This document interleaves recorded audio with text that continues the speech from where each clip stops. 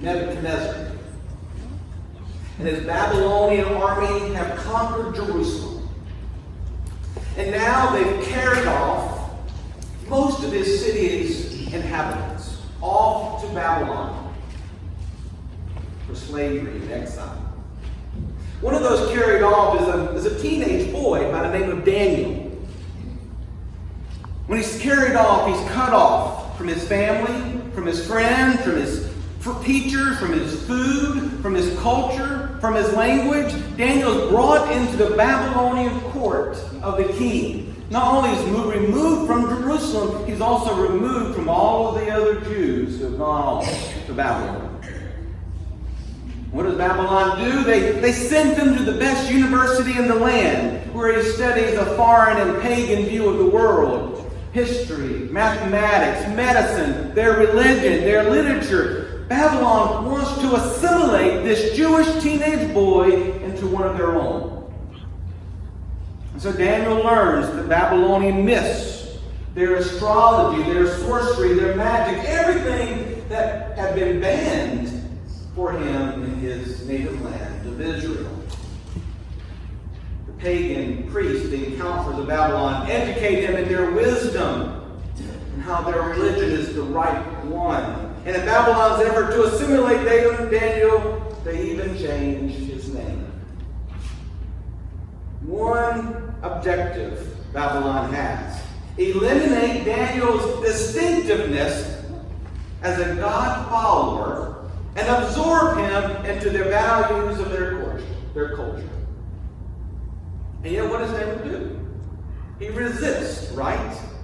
He resists this enormous power and influence that's being displayed before him. The money, the culture, the power. How does he do it? Well, first of all, he's not a monk in a monastery. He's hold off trying to keep everything out. Instead, what he's doing, he has a daily job where people are telling him what to do. He has orders. He doesn't have a lot of people supporting him. He's cut off from his family, from his friends. He's living in exile in the courts of the new king who could take his life at any time. But Daniel does something, right? He has a plan. A rule of life, we might say. He doesn't leave the development of his inner spiritual life to chance, to what the culture says is their values. He knows that going to church on Sundays and having a quiet time once a day will never be enough to fight off the cultural environment in which he lives.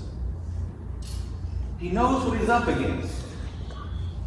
And so while we know very little about the specifics of what all happened, it is clear that he oriented his entire life around the God that he served. He said no to certain activities, such as eating the king's contaminated food, and he said yes to other activities, engaging in things such as a daily prayer schedule. Daniel somehow fed himself spiritually and blossomed into an extraordinary man of God in a hostile environment. He knew that resisting the beast of Babylon and thriving in a culture that could kill him required a plan that enabled him to pay attention to God. Now, the cultural world in which we find ourselves here at First Baptist Church in 2019 America has some similarities to Daniel, if you think about it. For on one side of our church, we find the secular, consumeristic culture at odds with a Jesus-centered worldview. On another side of our church, we find a hollow cultural Christianity which lays claim to our name but leaves us empty in our lives of faith. And we swim in both of these cultures. At different times, at different places, we find ourselves pulled by outside forces to claim their identity instead of the identity of Christ. Jesus, though, calls us to another way. The Jesus way. outlined in Scripture, the Jesus way is the way of discipleship. The way of Jesus offers abundant life, deep, beautiful lives of faith, and calls us to live counterculturally as members of this upside-down kingdom that Jesus talks about throughout the Gospels. But unfortunately, too often we in church leadership have failed our members. We have failed to train you how to live the Jesus life in a world that is against the Jesus life. Churches have often settled on the fact that people are saved, that people show up, that people give money, and we leave empty lives where people are wondering, is there anything else to faith besides just showing up? Is it any wonder the church so often resembles the cultures in which we live?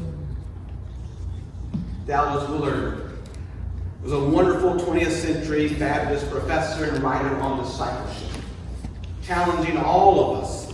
He wrote a book, a variety of books, but one of them was called The Great Omission. He says, we have been so driven by the Great Commission of the Bible to save people that we have failed in the task of discipleship, that we have omitted the way of Jesus being formed in our folks. Now here in Ephesians chapter 4, we find ourselves on this Sunday. Paul calls churches to live lives worthy of the calling we have received from the Lord. In the first half of the book, first half of the chapter 4, he calls us to live lives in unity to this calling, so that we may grow into mature Christians. And then here in the second half, beginning in verse 17, Paul outlines a plan for implementing the way of Jesus in our lives, how we are to grow into maturity in the Lord. Now, Christians throughout the centuries have called this intentional plan a rule of life.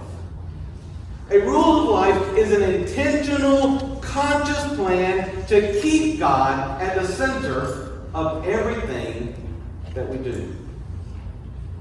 Now, don't be intimidated by that word rule, right? We're used to a lot of rules at church sometimes, but rule here is not laws as in don't do this and do that. Rather, rule comes out of a Greek word that means trellis. A trellis is a tool that enables the grapevine to get off the ground and to grow upward rather than outward. A trellis allows a grapevine to be more fruitful and productive. So when we think about this idea of rule of life, we can think about it as a spiritual trellis, giving us a structure in which we can abide in Christ and become more spiritually fruitful. A rule of life is a structured plan to guide us into being informed into this way of Jesus. And the Christian rule of life shapes us to be imitators of Jesus in the world. That's what Paul is trying to eventually get to. In chapter 5, verses 1 and 2, we can include those in the last part of chapter 4. What Paul is doing, he is saying, this is the goal of the plan of life that I'm going to tell you about. The goal is that you become imitators of Jesus in the world. Here's how Paul writes it. Therefore, verse 1, therefore be imitators of God as beloved children, and live in love as Christ loved us and gave himself for us, a fragrant offering and a sacrifice to God. As children of God, we are to be imitators of God, living this divine love, this sacrificial love, this beyond our human ability kind of love in the world. And how do we do this? It takes an intentional plan, a structure, a rule of life. And that's what Paul gives us in the last part of chapter 4. An Ephesians rule of life. Now, Paul uses Like all of us, we all need an analogy to try to understand. So Paul uses a clothing analogy to describe this rule of life that he's pulling together for us. And so I want us to use another visual to help this analogy kind of come together. So look at this opening television sequence from a classic children's television show that you will recognize immediately. And think about rule of life. And what did Mr. Rogers do at every beginning for over 30 years when he came into that special house? He walked in from the outside, and he took off his outside clothes, and then he came in and he put on the clothes that were made for that make-believe world of Mr. Rogers' neighborhood. Taking off something and putting on something. That's what Paul begins to tell us about how we are to live this Jesus life in the world. The trellis, the rule of life that can guide us along the way. That these patterns of taking something off, saying no to some things, as Daniel did, and putting other things on the way of Jesus, the countercultural clothes of the kingdom, saying yes to the practice that point us to Jesus. That pattern of taking off and putting on is a way in which we are formed and transformed and molded into imitators of God. We take off the clothes of a self-oriented world and we put on the garb of a Jesus world, a Jesus way. Here's how Paul says the world of this pattern might look like. He says, first, take off the selfish ways of the world. Ephesians 4:22 and 23 says this: you were taught to put away your former way of life, your old self, corrupt and deluded by its lust, and to be reoriented in the spirit of your minds. Take off. What do you take off? You take off the falsehood and lies, because they destroy relationships with our neighbors, family, and friends. You take off holding anger, because it leads to rage and damage and pain. You stop stealing from others, because it points to their needs before others, puts to your needs before others. You take off evil and ugly and destroying language, because it tears down others rather than building them back up. Take off all bitterness and rage and anger and bickering and slander, together with all the meanness that we can provide. And so structure your life in a way that removes these behaviors from your life. For when we say no to these kind of behaviors, God's love in us grows. And we take these selfish behaviors out of our lives. And instead, we put on the behaviors that build up the way of Jesus in the world. Verse 24 says, clothe yourself with the new self, created according to the likeness of God, in true righteousness and holiness. Put on truth, because truth builds strong relationships with your neighbors, family, and friends. Put on the kind of anger that flares up and then leaves.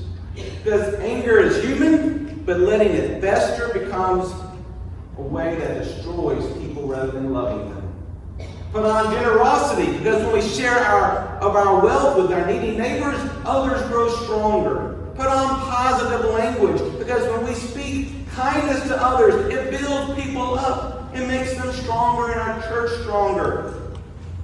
And then in a final string of behavior, Paul lists all this beautiful things that what he wants us to see in our lives. Be kind to one another, tender-hearted, forgiving one another, as God in Christ has forgiven you. When we take off the selfish behaviors and we put the Jesus way on, God transforms us to become better imitators of God in the world. I mean, how do we love like Jesus? That's what it says, right? Love like Jesus in the world, who was sacrificed himself for us. We do that by training ourselves and living this pattern of taking off and putting on. It doesn't happen all at once, right? It happens slowly, purposefully, day by day, as we choose to take off one behavior and put on another. Living a rule of life moves us from trying to imitate Jesus to training to imitate Jesus. From trying to imitate Jesus to training to imitate Jesus. I've got a close friend who is training to run the New York Marathon next Sunday, November the 3rd. And over the last year, I've watched Macy's Instagram stories in her daily training with her trusted lab right here, Goose, on the streets of New York. Day by day for a year, Macy has run through the looming landscape skyscrapers of the city, across the Brooklyn Bridge and through Central Park. And she's been training her body to run 26.2 miles because it's not a normal thing for bodies to do. And I have no doubt that next week she will be able to complete the race when her opportunity comes. Now, last November, if I had asked Macy to run the marathon, I'm sure that she might have tried. She could have said, look, I'm in good shape. Every week I'm leading rowing classes in the city. I'm in shape. I'll go out there and give it my best shot. But I have a feeling that if she had tried to run the marathon from just sitting down one day and going to do it the next, what would happen is she would have been frustrated because she would not have achieved her goal. It would have been easy to stop and say, okay, I'm not going to try that again. We train to run marathons. We don't try. The same way in our spiritual lives. We train to become imitators of Jesus in the world. We don't try.